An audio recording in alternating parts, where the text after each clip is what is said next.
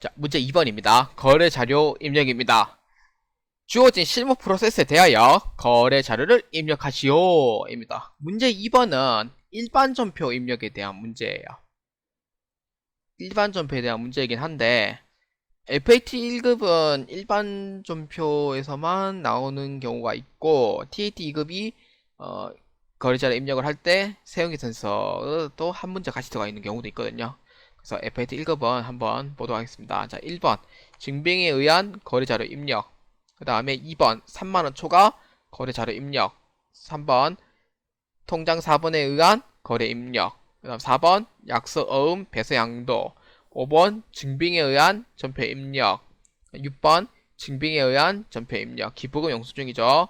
그래서 총 6문제가 출제가 됩니다. 그래서 문제 2번에서는 메인 매치 전표에서 따로 입력해야 되는 문제는 나오지 않는다라고 보시면 됩니다. 자, 1번 증빙에 의한 전표 입력입니다.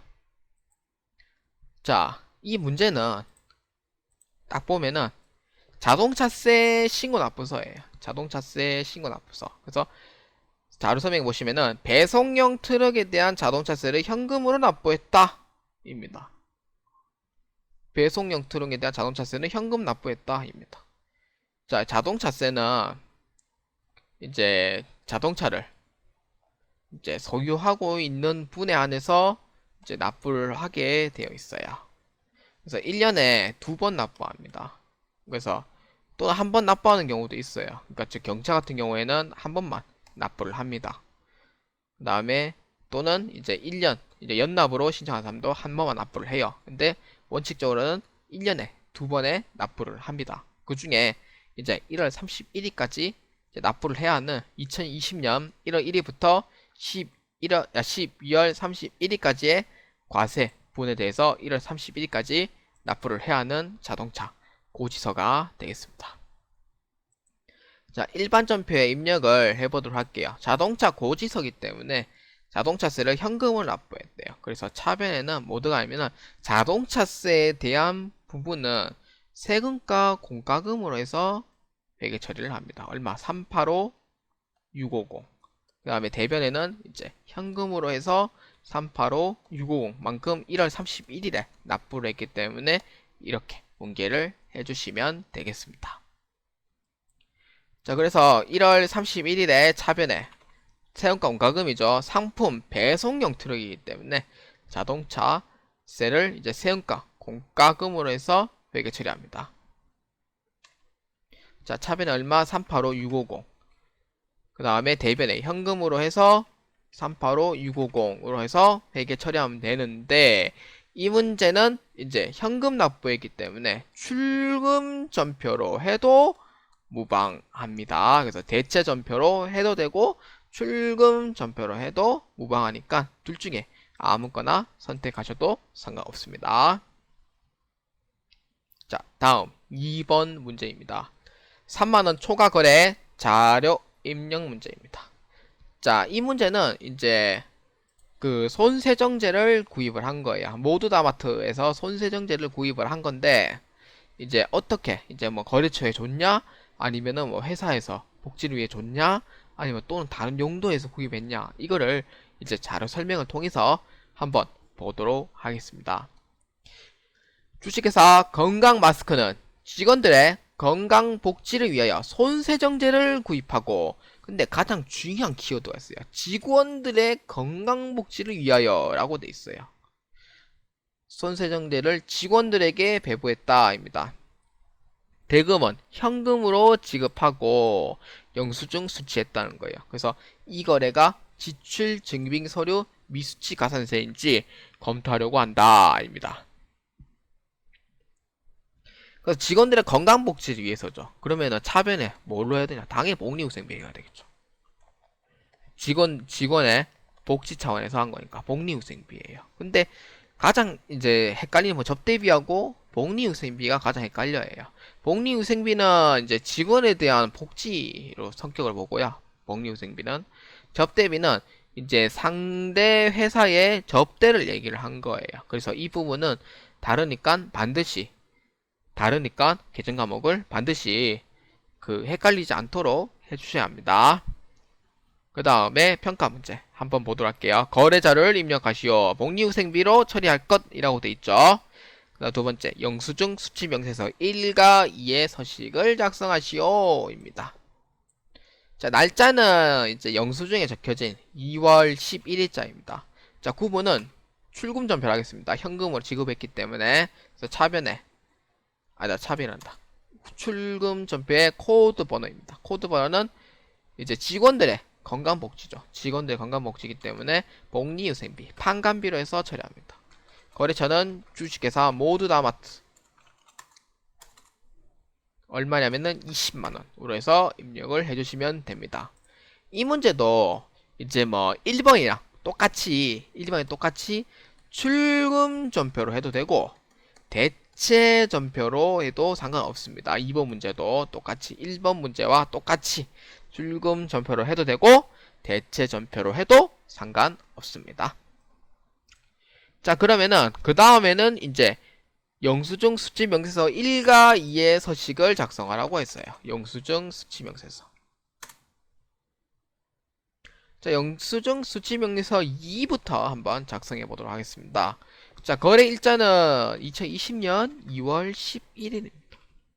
상호는 어디냐면은 주식회사 모두 다 마트입니다. 성명 최민주, 사업장 주소 입력하면 되죠. 자, 여기에 간이 영수증에서 공급자 난이 있죠. 그래서 모두 다 마트에서 이제 이 사업장하고 사업장 주소지하고 그 다음에 뭐 업태 종목은 없지만 여기에 공급자에 대해서 입력을 해주시면 돼요. 사업장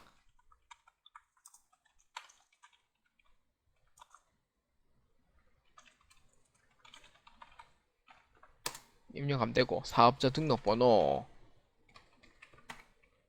그럼 거래 금액 얼마? 20만원 입력해주면 되고 근데 구분이라고 되어 있는데 여기서 구분에서는 이제 15번부터 35번까지 있는데 이 문제는 이제 손세정제를 구입을 한 거예요. 손세정제 구입. 그러니까 즉 이제 하나의 이제 그 재화를 구입을 한 거죠. 재화는 아시죠? 부가시세 재화의 공급. 물건을 얘기를 하는 거예요. 하나의 물건을 구입을 한 거예요. 근데 이 중에서 뭐 읍면 지역 소재, 뭐 금융보험, 비거주자, 농어민, 국가 등의 거래 없어요. 아무것도 없어요. 그래서 이거는 이제 공란으로 해서 남겨주시면 되는 거예요. 그래서 구분은 공란 나눠 빼주고요. 계정 코드는 복리후생비로 해가지고 해주시면 됩니다. 조견은 뭐 적어도 되고 안 적어도 되는데 그냥 조견은 손세정제로 해서 입력을 해주시면 됩니다. 그 다음에 영수증 수치 명세서 1에는 이제 그 영수증에 그러니까 즉 3만원 초과 거래분 명세서 제출 제외 대상 내역인데 이 부분에 대해서는 존재하지 않아요. 그래서 이제 금액만 확인을 하고 이제 정확하게 넘어가 주시면 되겠습니다.